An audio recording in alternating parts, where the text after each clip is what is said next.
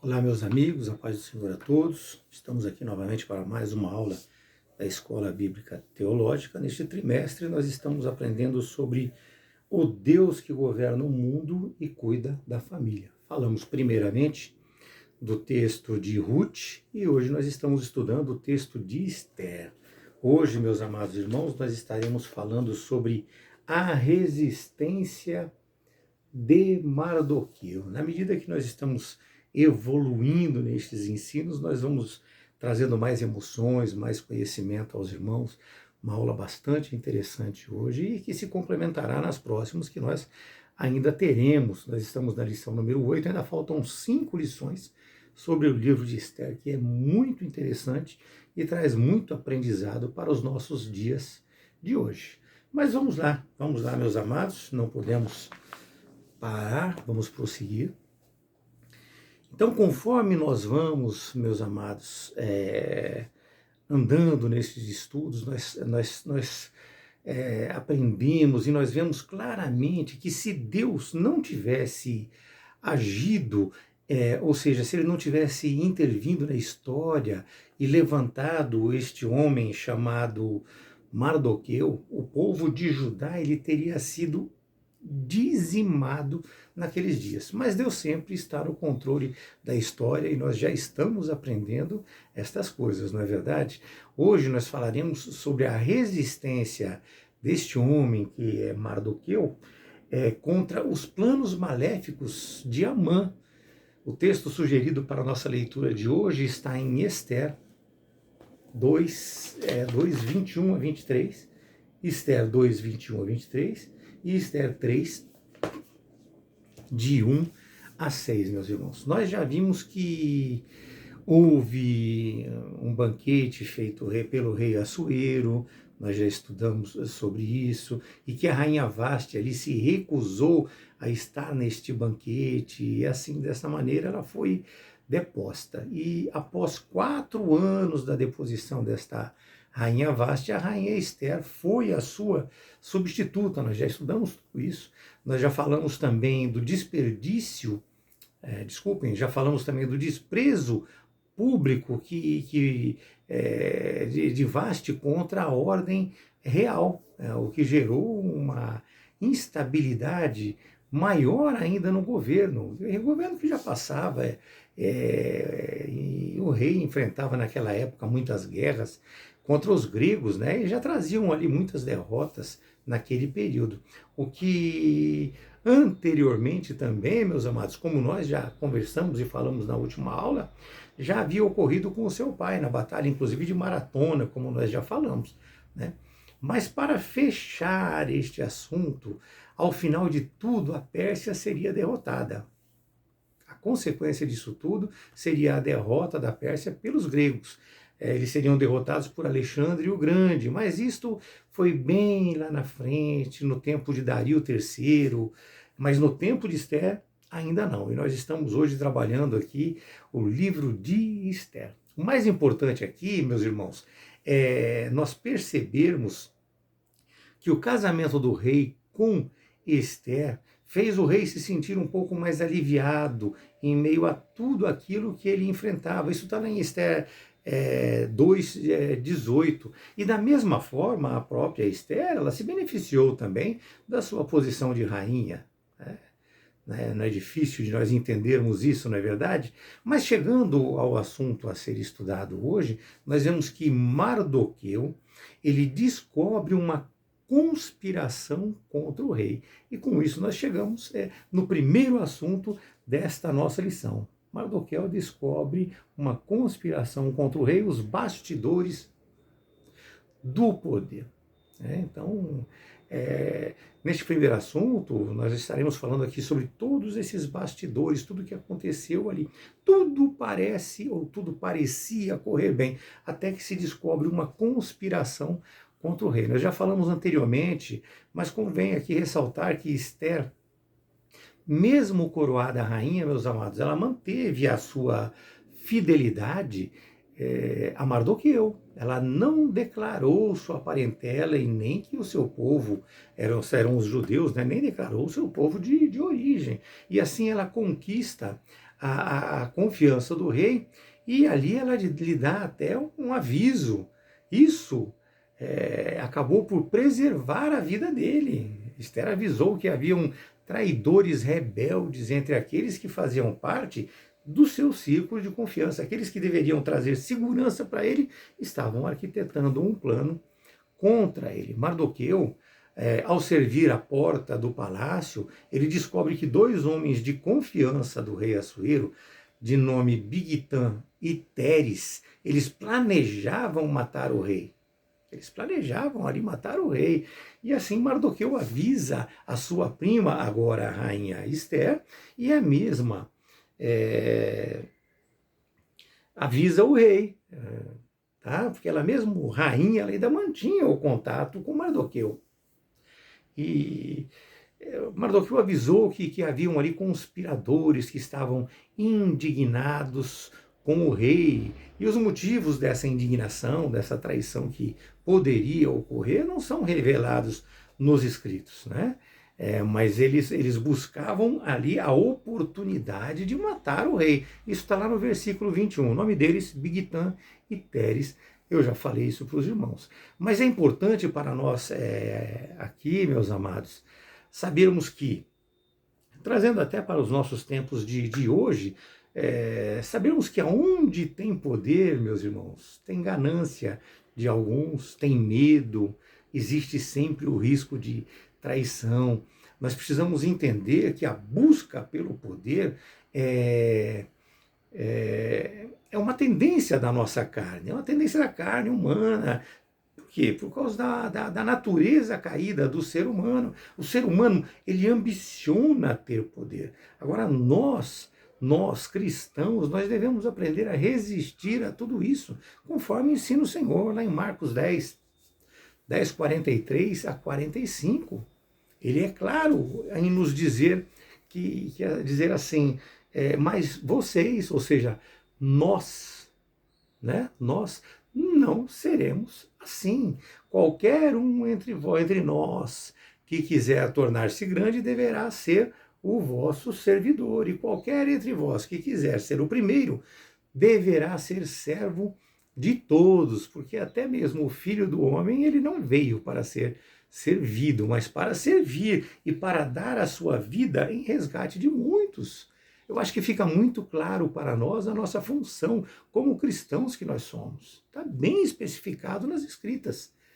Portanto, não se pode esquecer que o ambiente em que você está inserido, aqueles com quem mais você convive, eles influenciam com certeza as suas decisões, o seu comportamento, né? Eles vão influenciar. Então procure estar em meio a pessoas boas, a pessoas que estão convivendo com a palavra de Deus e te ajudando, te auxiliando na busca do conhecimento de Deus e do reino de Deus. É desta maneira. Mas vamos lá, voltando, né? Voltando, ao saber dessas intenções, Esther prontamente leva a causa ao rei Assuero. Meus irmãos, nós vemos muito isto hoje em dia, não podemos nos esquecer. Vemos muito disso. Eu tento fugir dessas coisas, mas volta na minha mente. Nós vemos muito isso. E o pior de tudo, no meio evangélico, sabe? Infelizmente, no meio evangélico, no meio de pessoas cristãs ou que se dizem cristãs, né?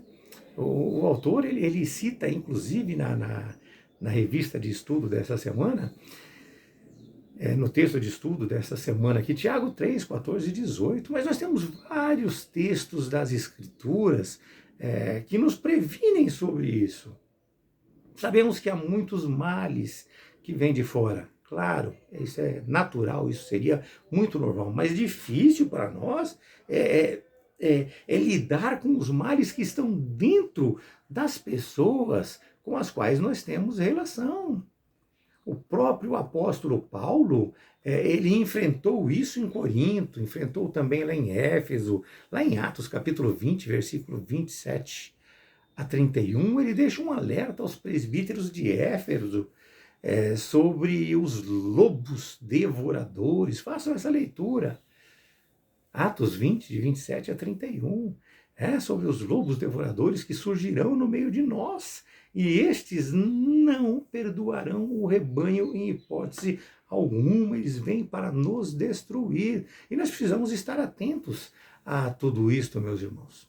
Mas vamos lá, vamos ao segundo tópico deste primeiro assunto, e nele nós vamos ver que, a partir da denúncia de Mardoqueu, que foi apresentada por Ester, o rei teve que agir rapidamente.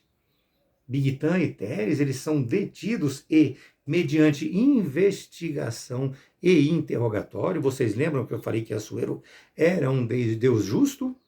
Desculpem, era um rei justo?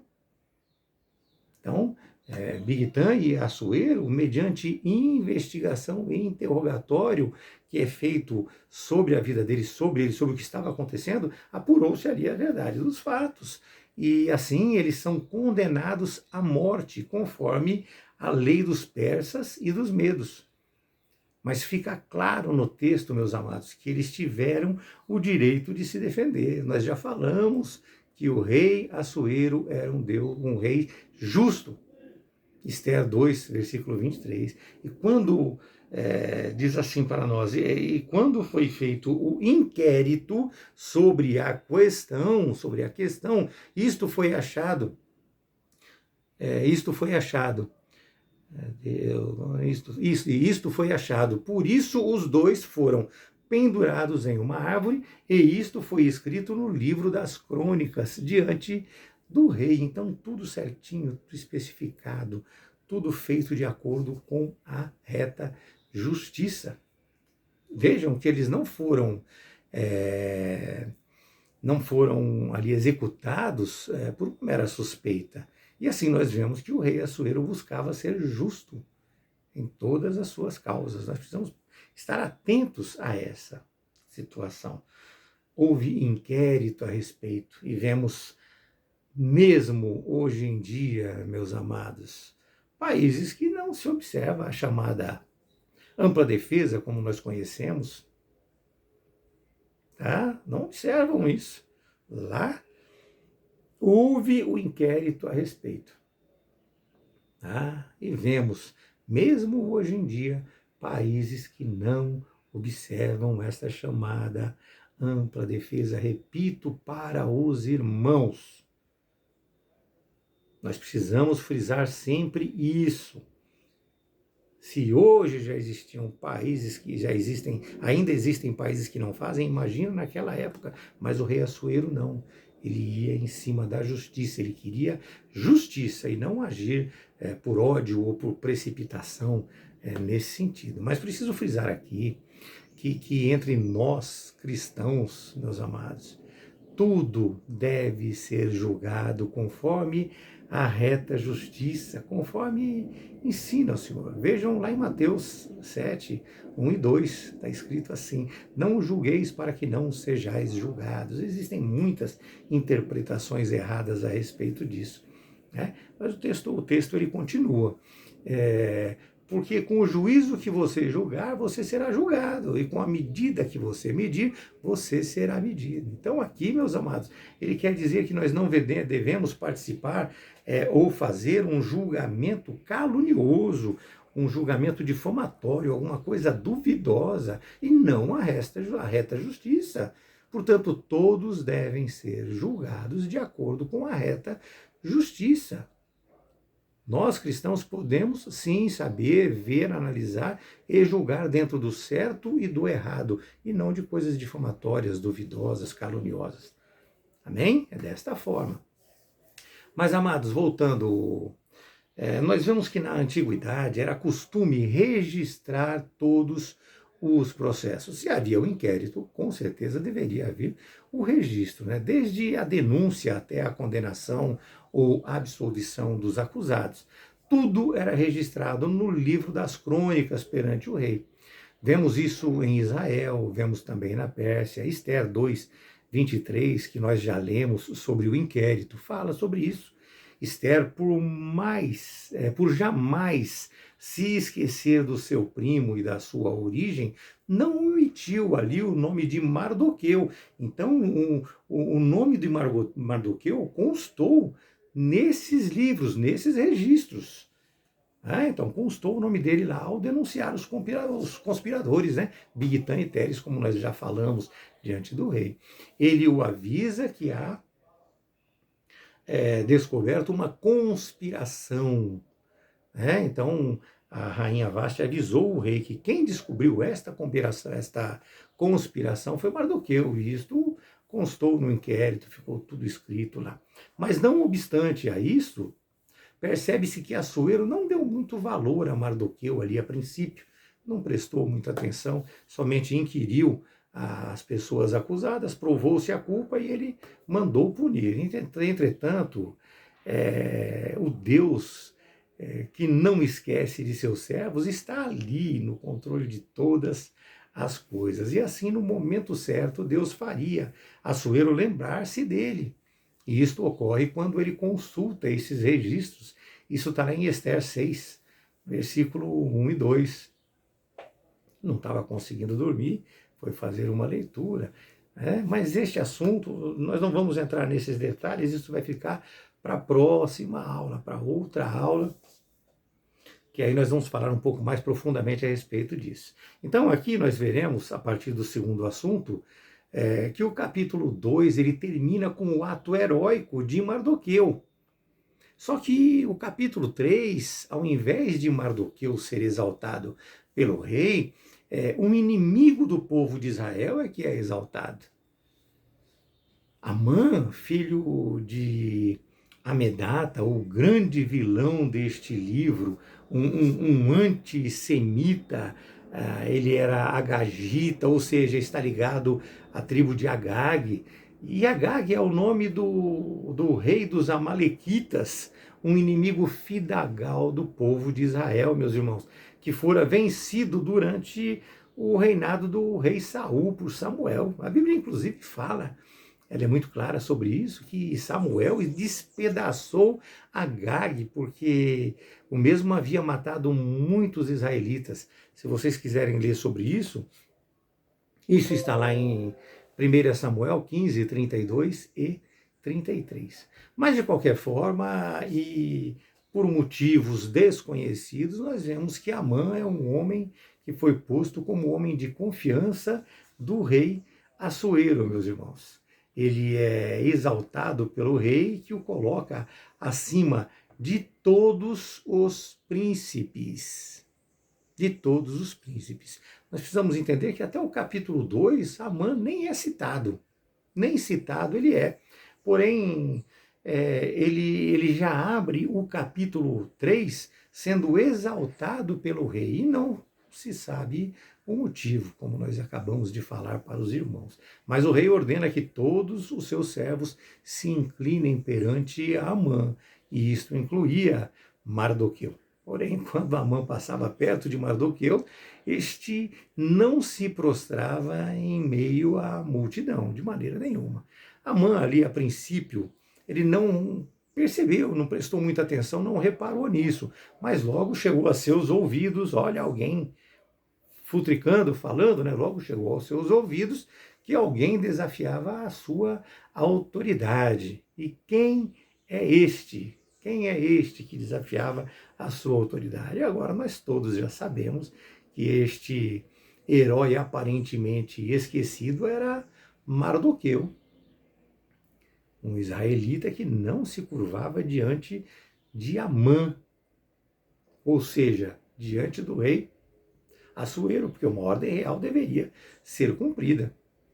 Mas o que nós precisamos entender aqui é que Deus, meus amados, ele não esquece seus servos em hipótese alguma. Às vezes, parece que Deus não está no controle de todas as coisas, mas apenas parece, apenas parece. Nós precisamos entender isso. Nós precisamos entender isso, apenas parece. Vejam que além do rei não ter se apercebido de Mardoqueu quando da denúncia feita, dessa trama que foi feita contra o rei Assuero, ele ainda colocou em posição de destaque o inimigo de Israel. No caso, como nós estamos falando, Amã, que pelo que se percebe ali, Mardoqueu era completamente invisível aos olhos do rei, enfim, aos olhos de todos, ou de quase todos, né? Alguns, vamos colocar na linguagem de hoje, deduraram a Amã, mas invisível aos olhos de todos, vamos dizer assim. Porém, ele não era invisível aos olhos de Deus, de maneira nenhuma, meus amados. Aos olhos de Deus ele não era invisível, não. Há momentos, trazendo um pouco para nós aqui, há momentos que nós pensamos que o mal ele triunfou, que nada resta a não ser aceitar este mal que está presente. Nós vivemos muitas situações destas hoje, né? Mas tudo isso, meus irmãos, não passa de aparência. Tudo não passa de aparência, porque Deus ele sempre tem o controle de tudo, sempre tem o controle de todas as coisas. Um bom exemplo é o Salmo 73. Salmo 73, isso, onde Asaf, olhando para os ímpios, ele achou que eles estavam prosperando e achou também que ele estava sofrendo enquanto os ímpios estavam sendo ali bem-sucedidos. Até o momento que Deus abriu os seus olhos e ele viu que ele estava em um lugar seguro, enquanto os ímpios estavam ali em lugares escorregadios. Leiam este salmo, vocês vão adorar. Portanto, meus irmãos, nós devemos sim confiar em Deus cegamente, porque Ele jamais abandona os seus. Por pior que pareça a situação, como nós falamos, leiam o Salmo 73, vocês vão ter um excelente exemplo disso, né?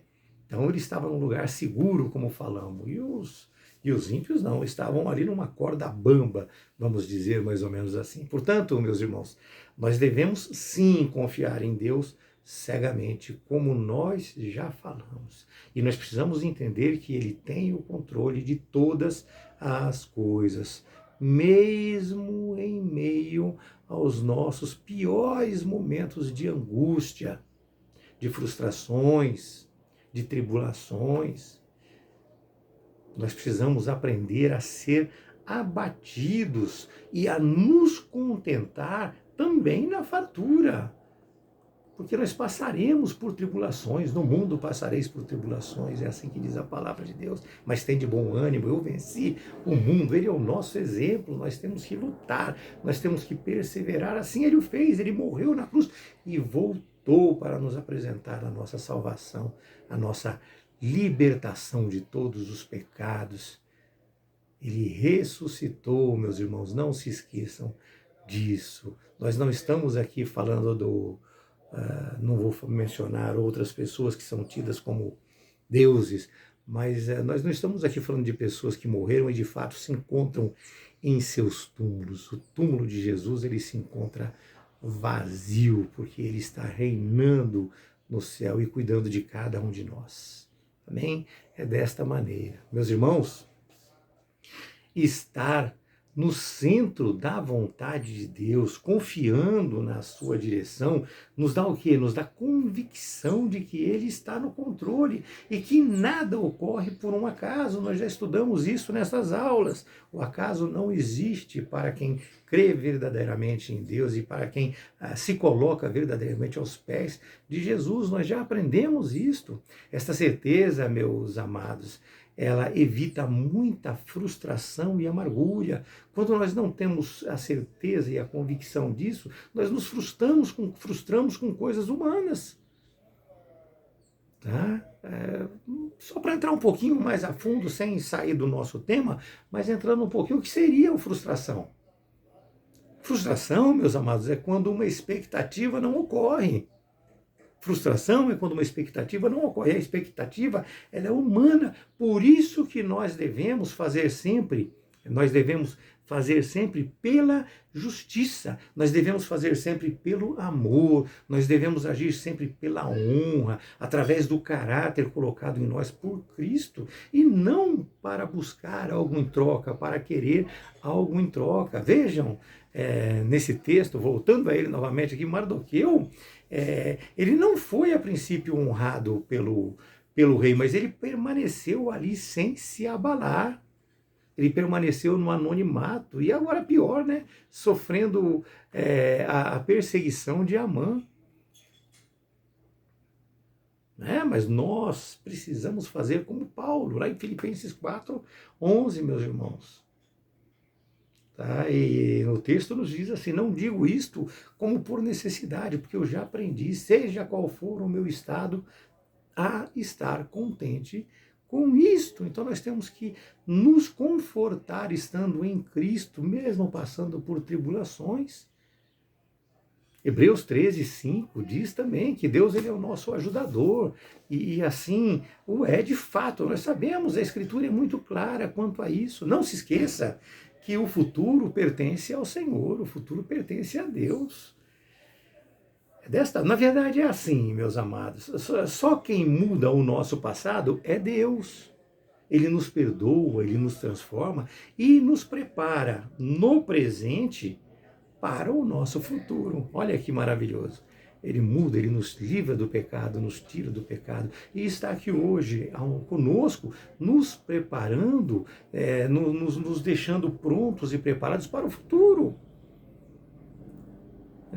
Para estarmos no reino de Deus com Ele, e nós devemos nos posicionar sim aos pés de Jesus e nos regozijarmos com tudo isso.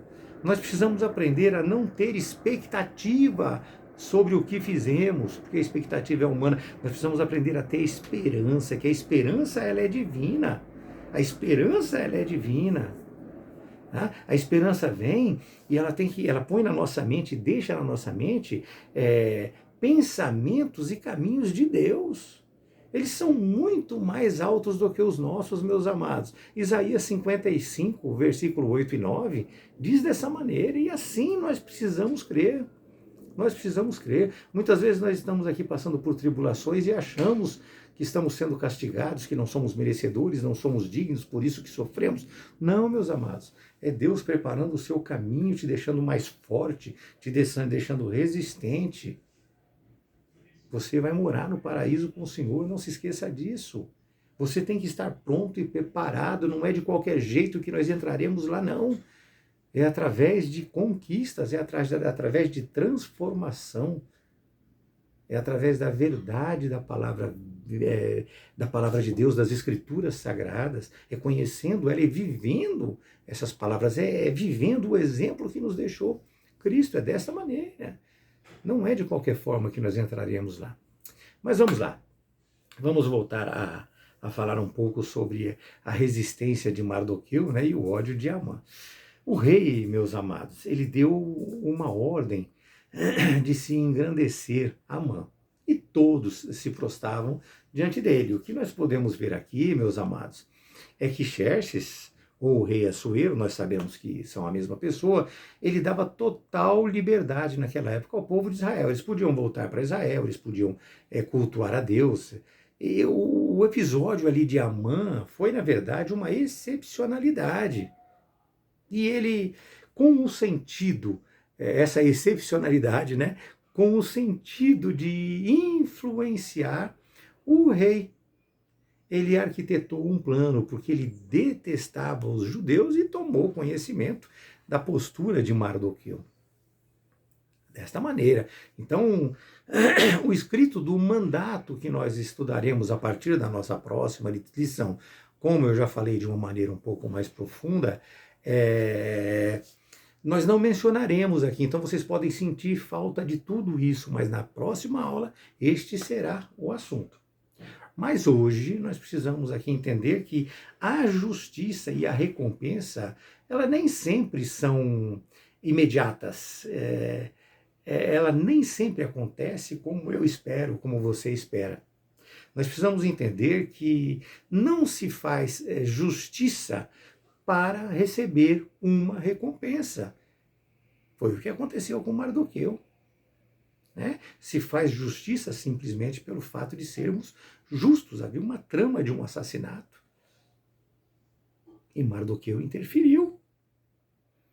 Né? Nesse estudo aqui de hoje, nós vemos a semelhança, inclusive, do que aconteceu ali em Daniel com Nabucodonosor na Babilônia. Ele fez a sua estátua e ele ordenou que todos deveriam se prostrar diante dela, o que não foi feito por Sadraque, Mesaque e Abidnego. Todos conhecemos a história. Eu acho que não preciso contar para os irmãos, né? Eles permaneceram ali fiéis ao Senhor. Mas voltando, vamos voltar aqui. Nós ressaltamos aqui a coragem de Mardoqueu, que não se prostrou. Por quê? Ele não se prostrou, meus amados. Nós sabemos que prostração tem a ver com adoração, conforme nós vemos lá em Mateus 4,9, inclusive na tentação de Cristo, onde Satanás tenta a Jesus dizendo: todas estas coisas eu te darei, se prostrado me adorares. Lembram da nossa aula? Ele não queria que Jesus ficasse prostrado 24 horas aos pés deles, não. Ele queria que Jesus se prostrasse um pouquinho. Já seria o suficiente. Isso já seria uma adoração. Então nós sabemos disso, nós aprendemos isso. Tá? Então, nós, meus amados, supomos que Mardoqueu sabia que Amã era uma amalequita. Veja o termo que eu usei, nós supomos. Né? E Amã sabia que ele era um amalequita e que para ele seria preferível a morte a se prostrar diante de um inimigo do Deus de Israel. Como nós sabemos, os amalequitas eram inimigos de Israel e do Deus de Israel, é claro. Né? E para nós fica com isso a seguinte lição: nós devemos obedecer às autoridades constituídas? Sim. Devemos obedecer às autoridades constituídas, mas desde que nós não sejamos obrigados a negar a nossa fé, tanto que a nossa Constituição e a Constituição de vários países nos dão a liberdade religiosa, a nossa liberdade de fé. Ela será preservada. Ela será, a não ser que entre aí um programa de governo que venha para destruir, é o que nós já estamos esperando aqui, o milênio, né? Desculpem, o arrebatamento e a tribulação. A grande tribulação está aí para chegar, então com certeza acontecerá muita coisa nesse período, né? É dessa maneira. Agora, nós estamos, sim, sujeitos às autoridades, mas não podemos deixar de falar e de obedecer a Deus. Exaltar as qualidades de alguma coisa ou de alguém é uma coisa. Falar bem de uma pessoa, exaltar a sua qualidade, elogiar ela. Agora, venerar ela no sentido de adoração, jamais. Isso não pode existir no nosso meio de maneira nenhuma. Nós devemos nos lembrar de sermos fiéis a Deus até a morte, para poder receber dele a coroa da vida. Não se esqueçam disso jamais, meus amados irmãos. E aqui também nós vemos que Mardoqueu, como judeu, ele não sentia como uma mera ordem de honrar politicamente, tá? De honrar politicamente. Então nós precisamos entender isso. Ele não percebia ali uma ordem para se honrar politicamente Amã ou qualquer outra pessoa que fosse. E embora o nome do Senhor não apareça no livro de Esther, repito, falei há 2, 3 aulas atrás que nós iríamos falar muito isso, né? Ele está nele no plano de fundo. A crença e a fé de Esther e Mardoqueu no Deus de Israel é muito clara, meus irmãos, é muito clara. Porque não importa onde nós estamos, não importa a nossa nacionalidade, o que importa é o Deus a quem servimos. Nós precisamos aprender isso. Nós somos cidadãos do céu. Vocês já leram isso na Bíblia? Está lá. Nós estamos aqui nesta terra como peregrinos. Como peregrinos, temos que obedecer às autoridades constituídas, sim. Mas o Deus que está no céu é que é o nosso rei. Ele é o supremo e poderoso rei da nossa existência. E ele vai nos levar para o céu, assim eu creio. né? E assim, os dois, tanto Esther como Mardoqueu, eles confrontam Amã e confrontam, inclusive, esse mandato real, correndo o risco, inclusive, de serem mortos por tal transgressão. Hoje em dia, hoje em dia, meus amados, para os homens se prostrar seria até uma banalidade, né? Mas tente você analisar e tente se ver assim. É claro que é apenas aqui um exemplo, sendo agredido e humilhado por algum algoz, por alguém que queira te fazer o mal. É, alguém que te obriga, vamos dizer assim, após uma agressão social, todo mundo vê aquela agressão, né? Ele te obriga a se ajoelhar diante dele e pedir perdão.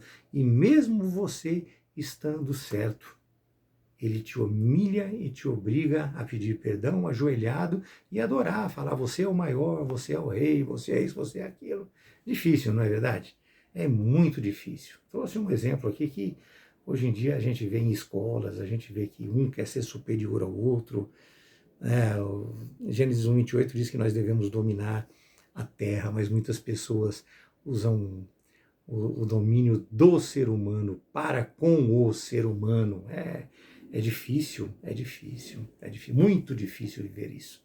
Mas vamos ao último tópico desta nossa lição. Eu acabei transcorrendo muita coisa seguidamente, mas o último tópico desta nossa lição vai falar sobre a condição de judeu. É bastante interessante também para nós, né?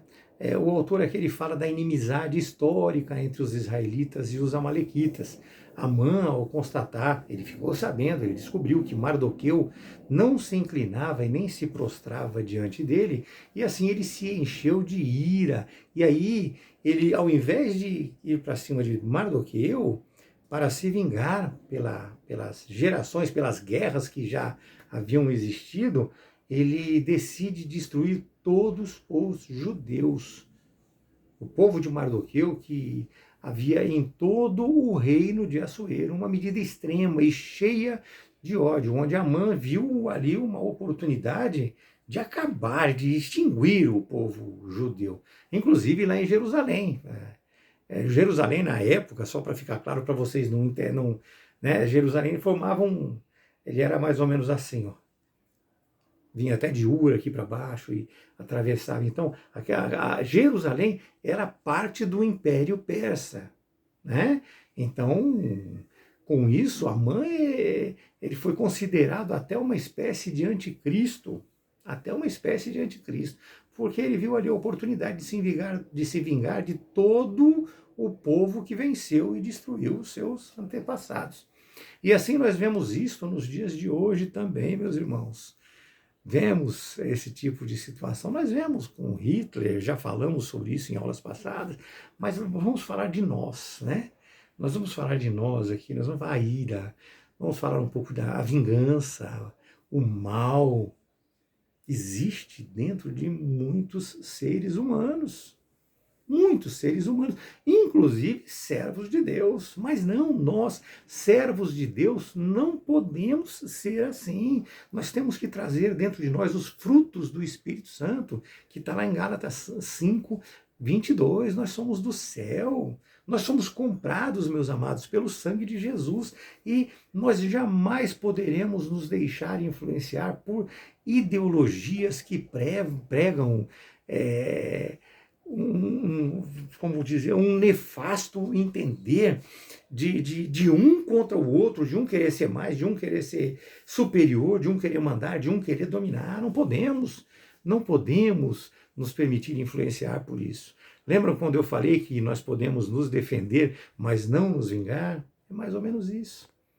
É mais ou menos dessa vez. Você pode se defender, você só não pode se vingar. Na linguagem popular falam que a vingança é um prato que se come frio, e é por isso que nós não podemos nos alimentar dele. Uma coisa é a reação, outra coisa é a vingança. Muito diferente. Romanos 12:19 fala assim: amados, não vos vingueis a vós mesmos, mas dai lugar à ira, porque está escrito: a vingança é minha. Dai lugar é se livrar da ira, né? Porque a vingança é minha. Eu recompensarei, diz o Senhor. Então a vingança é de Deus. E por que, meus amados, a vingança pertence a Deus? Por que, meus irmãos? Às vezes nós não entendemos certas coisas. Se nós fôssemos nos vingar, não seria na medida certa. Nós precisamos entender isso. Nós usaríamos o ódio, o rancor, a descrença, a falta de fé, usaríamos o desprezo pela pessoa. Já a vingança de Deus, não. A vingança de Deus ela é proporcional, ela visa corrigir, ela visa tratar, ela visa recuperar, ela está ligada diretamente ao amor de Deus que não se perde por nada. Por nada. Salmos 30, no versículo 5, é muito claro, porque a sua raiva não dura mais do que um momento, e em favor está a vida. E aí prossegue aquilo que nós lemos muito na Bíblia e pouco entendemos, né? O choro pode durar uma noite, mas a alegria vem pela manhã. É assim, meus amados. Então a vingança pertence a Deus. A próxima aula está muito interessante. Não percam a próxima aula. Nós falaremos sobre toda essa conspiração, tudo que foi arquitetado por Amã, né, contra os judeus. Amém? Que Deus abençoe vocês, que vocês tenham uma excelente semana em nome de Jesus.